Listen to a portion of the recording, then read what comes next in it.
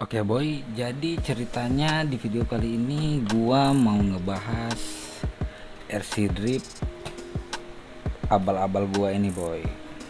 Nah, apa saja yang saya pakai, part-part apa yang tertanam di dalam RC Drift ini. Jadi tonton terus video ini boy.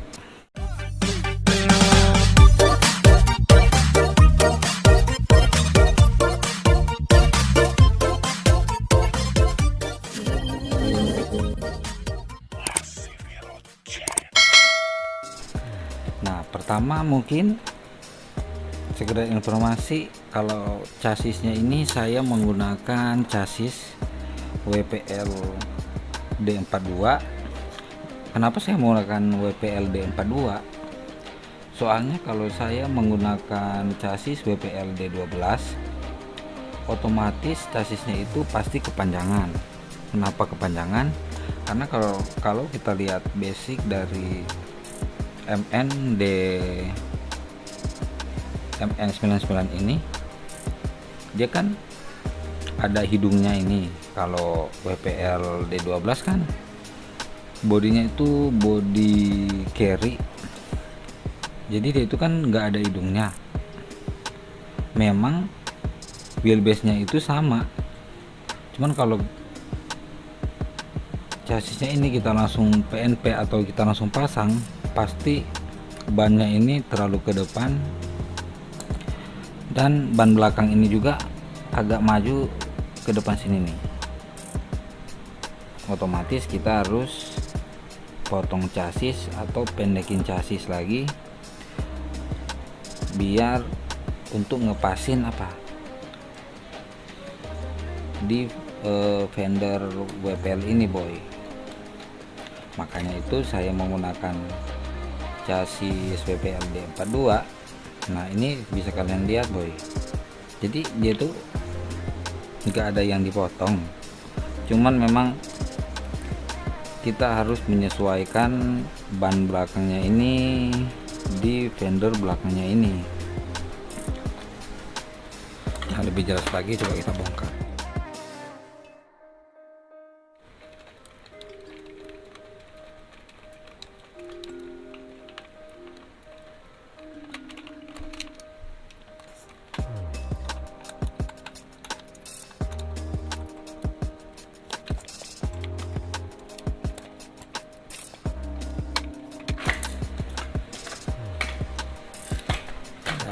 Para anjay.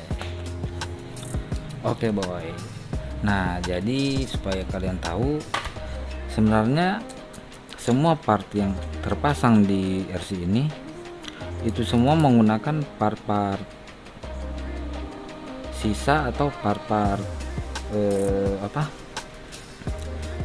part-part cadangan dari RC MN Offroad gua boy.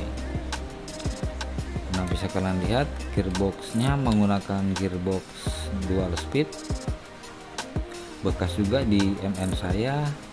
Motornya saya menggunakan motor 370. Nah, kalau kalian sering ngikutin channel gua, itu saya pernah membahas ini motor ini. Jadi berasnya itu 370 strong magnet yang berasnya bisa diganti dari luar boy. Oke, lanjut. Untuk servo, saya menggunakan servo bekas juga, servo MN99 saya, dan untungnya sampai sekarang dia masih awet. Dan lanjut gardan. Di sini juga saya menggunakan gardan MN saya. Ini tutupnya udah hilang, jadi saya pakai tutup yang plastik itu. Gear yang ada di dalam badan ini saya menggunakan gear bekasan RC Offroad yang gigi-giginya itu udah pada miring atau udah agak rontok. Jadi saya buatin lagi giginya itu menggunakan kikir segitiga ya boy. Jadi saya buat kembali. Nah, biar lebih jelasnya nanti saya akan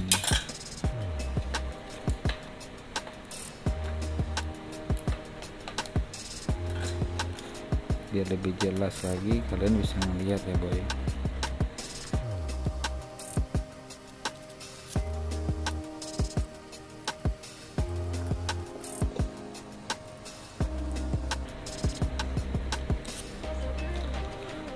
Jadi saya buat lagi menggunakan kikir segitiga ini boy. Kemudian untuk asnya ini, besi asnya itu saya menggunakan jeruji motor Supra. Ini jeruji motor Supra. Nah, untuk penempatan link base nya ini saya taruhnya di bagian bawah. Oh ya, untuk link base nya ini juga masih punya bekasan MN yang plastik itu. Jadi di bagian sininya tuh saya potong, kemudian saya buatin lubang baru ukuran 2,5 mili. Nah, kenapa saya taruh link base nya ini di bagian bawah? Supaya link rodnya ini tuh ada jarak ya. Bayangin kalau kita taruh di atas, nanti link base nya ini pasti akan tumburan dengan shocknya ini. Link rodnya ini juga saya pakai bekasan. Link rodnya ini bekas saya pakai di RC 1/10 yang saya juga custom. Terus linknya saya pakai baut 3M.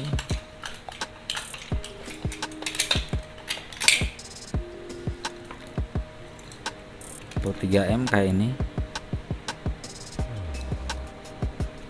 Saya taruh dia di sini.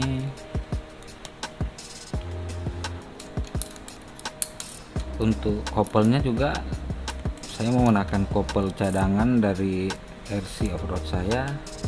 Pokoknya semua yang kepake di sini semua itu bekasan dari RC Offroad gua boy.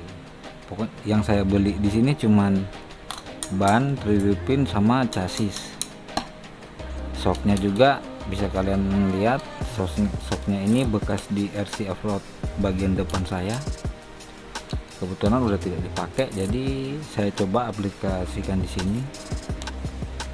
Oke, kemudian nah untuk kaki-kakinya ini baru saja saya pasang tadi untuk mengejar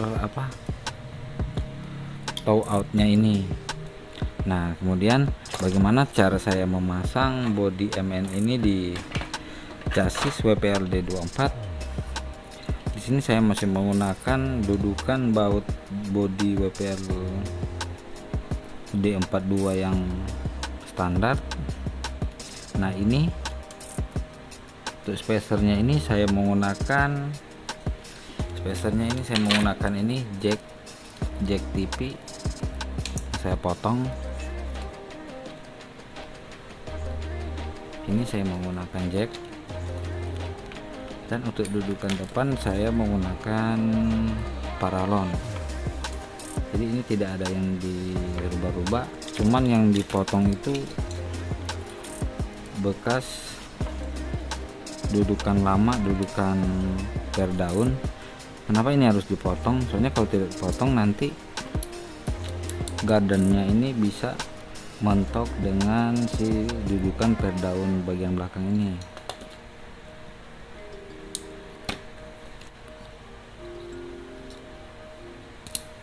Saya memotong bagian chassis yang ada di tengah ini, kemudian yang di sini juga saya potong di sini.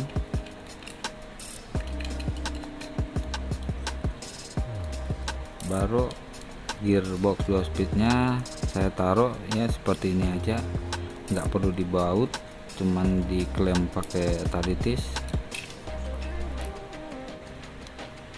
Oke boy, mungkin itu aja pembahasan part-part dan cara pasang bodinya di RC abal-abal gua ini. Kita akan ketemu lagi di video selanjutnya.